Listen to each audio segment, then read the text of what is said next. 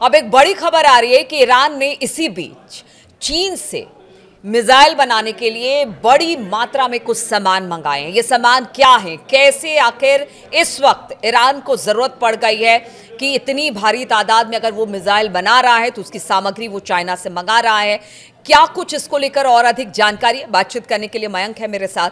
मयंक, देखिए, परमाणु समझौते के ऊपर तो बातचीत लगातार हो रही है और खामनी को भी हमने देखा कि उन्होंने कह दिया कि देखिए हमने जो कह दिया है उसी पर हम कायम रहेंगे, बातचीत आगे बढ़े चाहे ना बढ़े।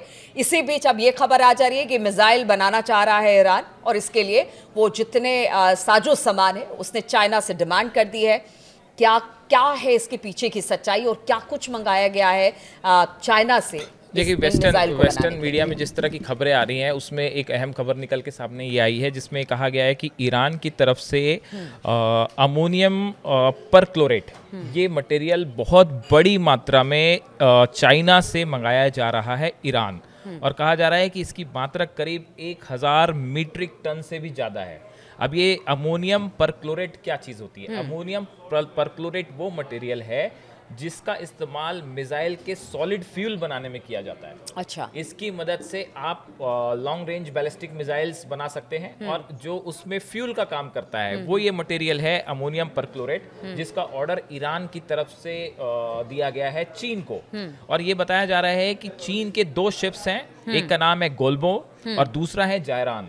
ये 2 शिप्स जो हैं वो चाइना की तरफ रवाना भी हो गए हैं। इनकी लोकेशंस को लेके कई बार अलग अलग खबरें आई और बताया जा रहा है कि ये चाइना का जो ईस्टर्न कोस्ट है, निंगबो कहलाता है जो इलाका, वहां पे ये शिप्स हैं और बहुत बड़ी मात्रा में जो है ये अमोनियम परक्लोरेट लेके ये ईरान आने की तैयारी में है। एक रिपोर्ट में ये भी कहा गया है कि शायद पहले भी एक बार इस तरह की कोशिश हुई है और बड़ी मात्रा में ईरान ने ये सामान मंगाया है। अब देखिए, ये जितना बताया जा रहा है कि ये 1000 मीट्रिक टन से ज्यादा अमोनियम परक्लोरेट जो है इसको ईरान मंगा रहा है और इससे बताया जाता है कि 800 से ज्यादा 800 से 1000 तक ballistic long range ballistic missiles का फ्यूल जो है वो इसमें है जो कि बनाया जा सकता है। अब देखिए, 1000 मिसाइल्स का अपने आप में एक बहुत बड़ी संख्या है और ये खबर इस समय ऐसे समय पे बाहर आई है जब ये मान के चला जा रहा है कि अमेरिका और ईरान की न्यूक्लियर टॉक्स लगभग अब वो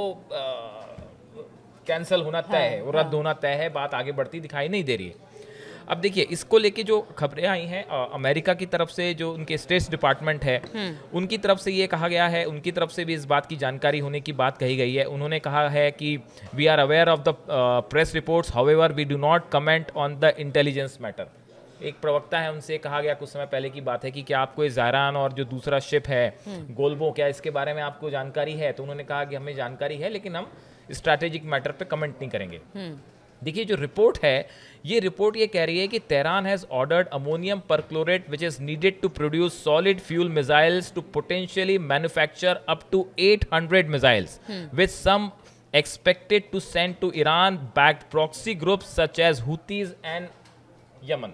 Houthis in Yemen, मतलब ये भी कह रहे हैं कि ये जो मटेरियल आ रहा है इसकी सप्लाई यमन में हुतीज को भी हो सकती है, जो ईरान के प्रॉक्सीज कहलाते हैं। तो यहाँ पे कुल मिला के अगर हम मोटे तौर पे देखें तो ईरान और चाइना, ये बयान किसकी तरफ से आया? ये रिपोर्ट्स हैं कई जो वेस्टर्न मीडिया में छपी हैं अलग अलग, अमेरिका के भी मीडिया में है और यूरोपियन मीडिया में भी अगर ईरान नहीं तो हुती और बाकी जगह पे तो वो भी तो चिंता का विषय है। ये अब ये माना जाता है कि भाई ईरान के पास जो मटेरियल आ रहा है वो हुतीज को भी सप्लाई हो। अब देखिए, इसमें 2 अहम बातें हैं। अभी आपने देखा थोड़े समय पहले जब पिछली बार इजराइल ने ईरान पर स्ट्राइक की थी, जब ईरान की तरफ से 180 से ज्यादा बैलिस्टिक मिसाइल फायर हुई, उसके कुछ समय बाद इजराइल ने उसका जवाब दिया। तो इजराइल ने जिन टारगेट्स पे निशाना साधा था, ये कहा जाता है कि वहां पे ये स्टॉक पाइल मटेरियल था अमोनियम परक्लोरेट का, जहां पे इजराइल ने निशाना साध के मतलब उसको नष्ट किया था। अभी आपने देखा थोड़े दिन पहले एक पोर्ट पे धमाका हुआ था ईरान में, उस समय भी ये कहा गया था कि वहां पे कंटेनर्स में बैलिस्टिक मिसाइल्स बनाने का सामान रखा हुआ था और उस समय भी इस तरह की खबरें आई थी कि अमोनियम परक्लोरेट उन कंटेनर्स में था जिसको धमाके से तबाह कर दिया गया। और ये इस तरह की खबरें थी कि हो सकता है ये इजराइल की मोसाद ने इसको अंजाम दिया, इस पूरे ऑपरेशन को। तो अब देखिए, ईरान जो है, ये बात तो तय है कि अगर ये टॉक्स कैंसिल होती हैं अमेरिका के साथ या बात आगे नहीं बढ़ पाती है। तो अभी देखिए एक खबर आ रही है कि इजराइल की तरफ से कहा गया, नेतन्याहू कह रहे हैं कि भाई हमने ट्रंप को विश्वास दिलाया है कि जब तक आपकी टॉक्स कैंसिल नहीं होगी तब तक हम ईरान पे हमला नहीं करेंगे। ये नेतन्याहू कह रहे हैं। दूसरी तरफ से पुतिन ये कह रहे हैं, पुतिन की भी एंट्री हो गई है मामले में। पुतिन ये कह रहे हैं साहब कि अगर ये आपकी डील नहीं हो पा रही है तो हम इसमें मध्यस्थता करने को तैयार हैं। तो एक तरफ रूस ये चाह रहा है कि किसी तरह से एक समझौता हो पाए, एक निगोशिएबल स्थिति आ जाए और एक सम्मानजनक समझौता हो पाए। दूसरी तरफ बार बार इजराइल की तरफ से धमकी आ रही है कि अगर समझौता नहीं हुआ तो हम अटैक करेंगे। मेरी तो मयंक ये समझ में नहीं आता है कि अमेरिका समझौता करवाना चाहता है यूक्रेन रूस के बीच में, ईरान के और अमेरिका के बीच में अब रूस समझौता करना चाहता है। मतलब ये क्या है? ये आपस में एक तरह से उलझ भी रहे हैं, स्थितियां भी उस तरह से बन रही है, फिर समझौते की बात भी बीच में। मतलब स्थिति परिस्थिति को ये भी भांपने की कोशिश कर रहे हैं कि हो क्या रहा है पूरे मिडिल ईस्ट में। और आप अगर आप ईस्टर्न यूरोप की बात करें तो यहाँ पे एक वॉर ऑफ हेजेमनी कहते हैं जिसे, अपने प्रभुत्व की लड़ाई छिड़ी हुई है कि चाहे वो यूक्रेन का मैटर हो, रूस का मैटर हो, चाहे वो मिडिल ईस्ट का मैटर हो।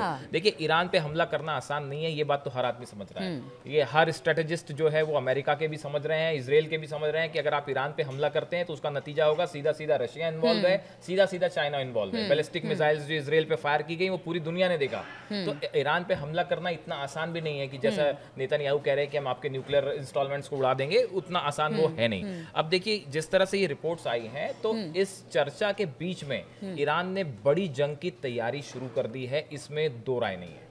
और ये जो कंसाइनमेंट की बात हो रही है, नई बैलिस्टिक मिसाइल्स तैयारी हो रही है, 800 से 1000 नई बैलिस्टिक मिसाइल्स बनाने के लिए जो अमोनियम परक्लोरेट के जो ऑर्डर्स हैं, या ये जो शिप्स की बात हो रही है, वो इसी दिशा में ईरान का। लेकिन क्या ये बताइए कि जिस तरह से अभी ईरान पर कई सारे सैंक्शंस अब भी लगे हुए हैं, ऐसे में अगर ये चीन से मिसाइल बनाने के लिए सामान मंगाता है तो इतना आसान है कि? बिल्कुल आसान नहीं है, आप सही कह रहे हो, बिल्कुल आसान नहीं है। दोनों जो शिप्स हैं, यहाँ तक कि गोल्बो और जो जायरान शिप हैं, ये दोनों शिप भी अमेरिका ने बैन कर रखे हैं। मतलब सिर्फ वो कंपनीज ही बैन नहीं है जो कि ईरान से ऑयल प्यूरिफाई करके ईरान को सप्लाई कर रही है। चाइना जो अपने ऑयल को प्यूरिफिकेशन के लिए चाइना भेजता है, उन कंपनीज पे तो बैन है ही। ये दो शिप हैं, बताया जाता है कि ये दो शिप पे भी अमेरिका ने बैन लगा रखा है कि भाई इन शिप को हम कहीं जाने की इजाजत नहीं देंगे। लेकिन बहुत सारे ऐसे रूट्स होते हैं जो कि जिनके जरिए इस तरह की सप्लाईज होती रहती है। तो अब फिलहाल देखना है कि इसको लेके, ये दो शिप्स को लेके क्या ये अपना सामान लेके वहां पहुंच पाए हैं या रास्ते में हैं या पहुंचने वाले हैं। कुल मिला के मिडिल ईस्ट में एक बार फिर बड़ी जंग की तैयारी शुरू है। देखिए जंग के लिए तो तैयार मिडिल ईस्ट हमेशा रहता है, और जिस तरह की स्थितियां परिस्थितियां बनी हुई है पिछले कुछ सालों में हमने देखा है, हालात कभी बहुत ज़्यादा खराब हो जाते हैं, कभी थोड़ा सा नॉर्मलाइज करने की कोशिश की जाती है, कभी बातचीत के लिए बैठते हैं एक मंच पर।